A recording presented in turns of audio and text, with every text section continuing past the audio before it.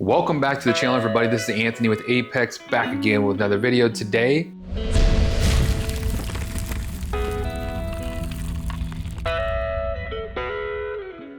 We have a Honda in the shop in here for a won't start. Customer says that their son uses it to mow lawns. He's got a little lawn care business. So this thing has been put through the ringer. He also informed me that this has been in a shop before. They've had some carb work. It looks like they've had the recoil starter repaired and some other things, but right off the bat, when I noticed, I had the customer try and start it, and this is something that I do is have the customer start it. Don't ever start the mower.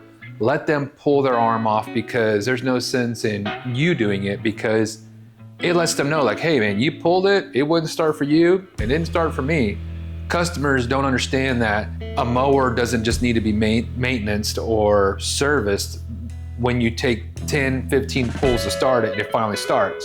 So what I classify that is in the won't start, hard to start, runs rough. Anything other than it runs perfect is one category. If it runs perfect with no issues and you just want to service, then that's obviously a tune-up category or a maintenance package. But in the end, this customer knows that it doesn't start, because as soon as I saw him pull it, I noticed it didn't have any compression, and that's pretty common on these Hondas. I don't know if it's the muffler design or the overhead cam design. I don't know what it is. What I do know is the valves tend to seize in place, and it happens on both the intake or the exhaust. You know, it's usually one or the other. It's never really both. I don't think I've ever seen both, but it's probably possible. So let's go ahead and diagnose this thing. Like I said, I already pulled it. I'll pull it for you guys so you can see that it has almost no compression. It sounds like there's not a spark plug in it. It's just like, it's like, it should be it should be very quick like that. Sorry for the awkward noises, but it should be pretty quick like that. And I did a TikTok on how to determine whether an engine has good compression or any compression at all, and an engine that has zero compression. So let's go ahead and pull this thing over and let you guys listen to it.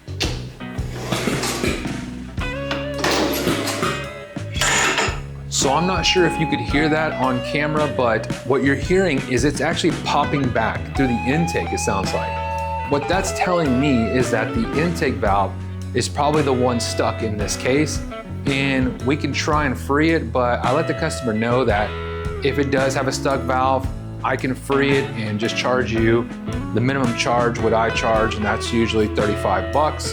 And what that covers is the diagnosis fee, and it's a non-warranted repair. When I unseize a valve, that machine can go for a week, it can go for 3-4 years. It's not an actual repair. Repair would be rebuilding the top end or replacing the engine, something like that, but the customer is aware that this type of repair is not a repair. So let's get started. Let me bring y'all in a little bit closer here, and y'all can take a look and see what we're working with. And something y'all can do is do a leak down test, and a leak down test will confirm which valve is stuck, or if there's a valve issue, if it's leaking past the piston rings or the piston in that case.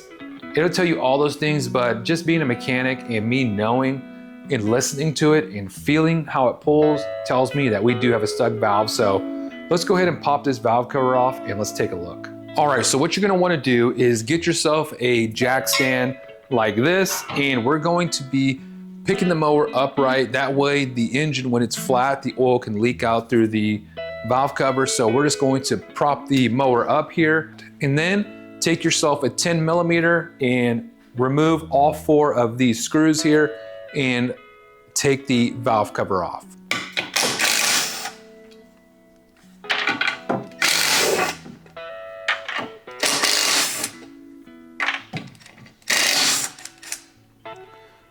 So what I've noticed already is that the valve cover is already loose. So let me bring y'all in for a closer look up here. So right when I remove these screws, you can see that the valve cover is already loose. This thing should be so stuck on there that it's almost impossible to remove without prying it off. So as you can see, this thing just falls right off. So someone's already been in here trying to mess with it, and let's just go ahead and dig in and see what we find.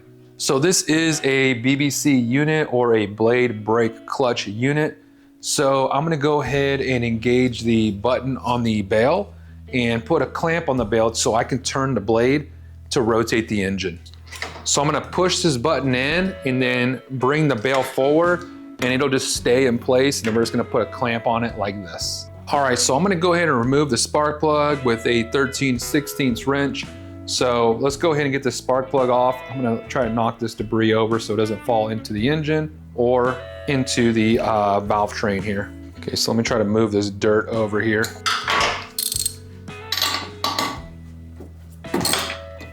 The spark plug was even pretty loose here, which tells me again that someone's been into this. So I may just be confirming what another shop or another mechanic probably already did. So now we have the spark plug out. I'm gonna go ahead and raise the engine up just a little bit more, and I'm just gonna rotate the engine around here. And as I rotate it, you can see the intake valve doesn't ever move. See how the exhaust valve went all the way to the top? And watch, the exhaust valve is now in the exhaust phase of the stroke, and the intake valve never moves. So right here, the intake valve should be going down and then starting to come back up. And right in here is where the valve should be closed. And as you can see, the rocker arm is not moving, which tells me our intake valve is seized. All right, now we're just gonna slide the rocker arm pin out and remove the rocker arm. This is an overhead cam design, so it's kind of a funky looking rocker arm, but this is pretty normal, or it is normal. And then we're gonna pop the valve spring retaining clip off of here, and we're just gonna push it in and then through that little slot that it's in, and then we can remove the whole assembly. Okay, at this point, we're gonna take a pair of vice grips and we're gonna clamp onto this valve. We're gonna spray it with some PB Blaster or something, and we'll start working this valve free. All right, so I'm gonna go ahead and remove the valve seal here. If I can grab it with some pliers, like so. And then I'm gonna clamp my vice grips onto this valve here. Tighten it down. Maybe a little bit tighter than that. Okay, and then I'm just gonna pull on this valve here, or I might have to push it in first and then pull it out. So I'm gonna go ahead and make sure my piston is all the way down here. So I'm just gonna make sure the piston is a little bit further down, that way it doesn't hit the piston when I hammer it. And as you can see, there's a little bit of rust on that valve stem, and that is what's causing it to seize in place. So I'm gonna go ahead and give her some wax here.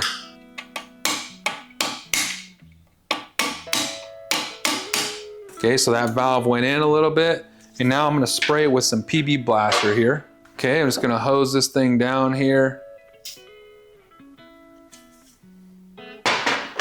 And then I'm going to grab it with the vice grips again.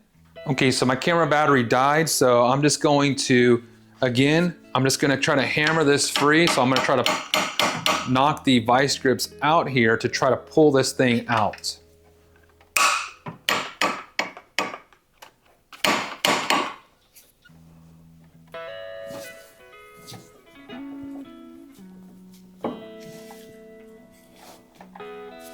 Okay, I'm gonna knock it in a little bit here and just try to work this thing through.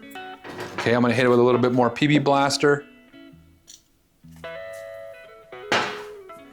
Knock it in. It is moving. Work it out. As you can see, it came out quite a bit.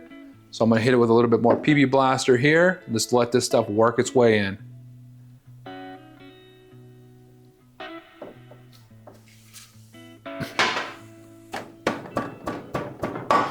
Okay, stick that in there, and you can just feel how kind of gummy it is. But it's working its way free.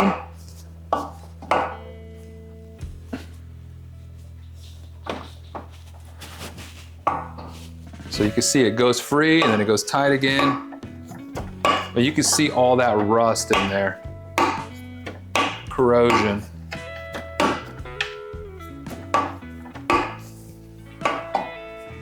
You just want to keep doing this until it moves free all the time.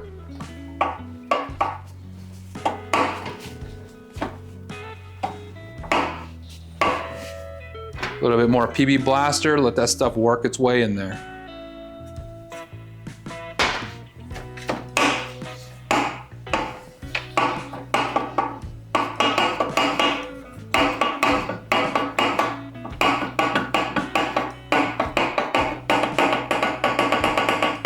So you can see that valve is just sliding nice and smooth now.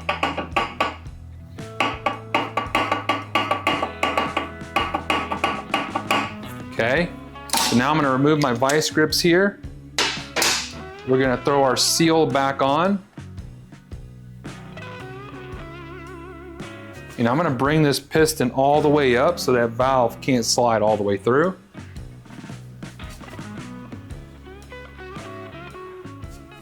Like so.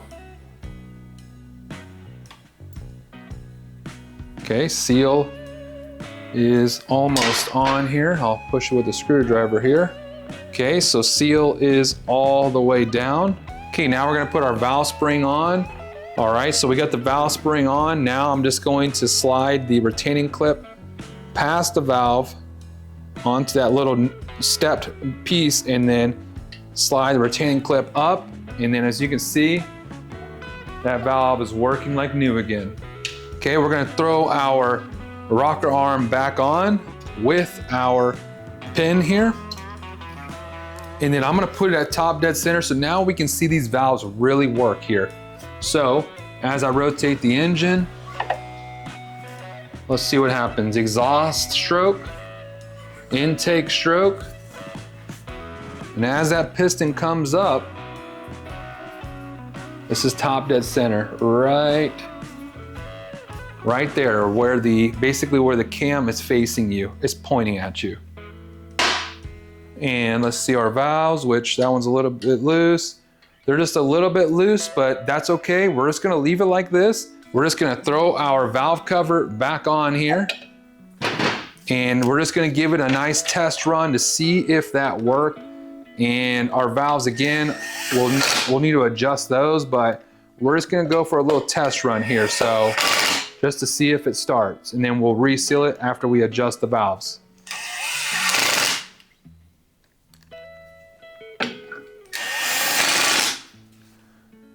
Okay, we'll throw our spark plug back in it.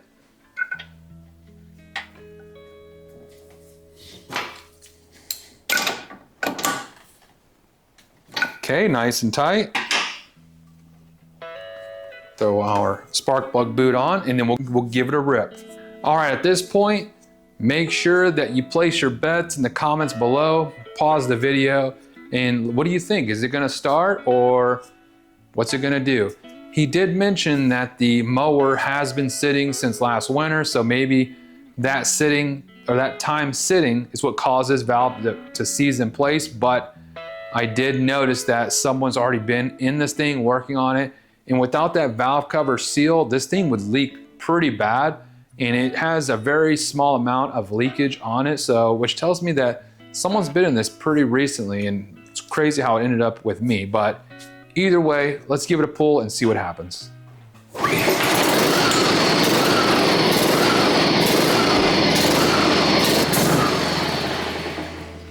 Well, looky there, started first pull. As you can see, it is surging, so it's gonna need a new carburetor or a carburetor rebuild, but that thing ran pretty smooth. And as you can see, that little repair that we did made this machine run again. So it ran just fine like that. Again, I'm gonna tell him, make sure he starts it once a week and does that until he gets to mowing again.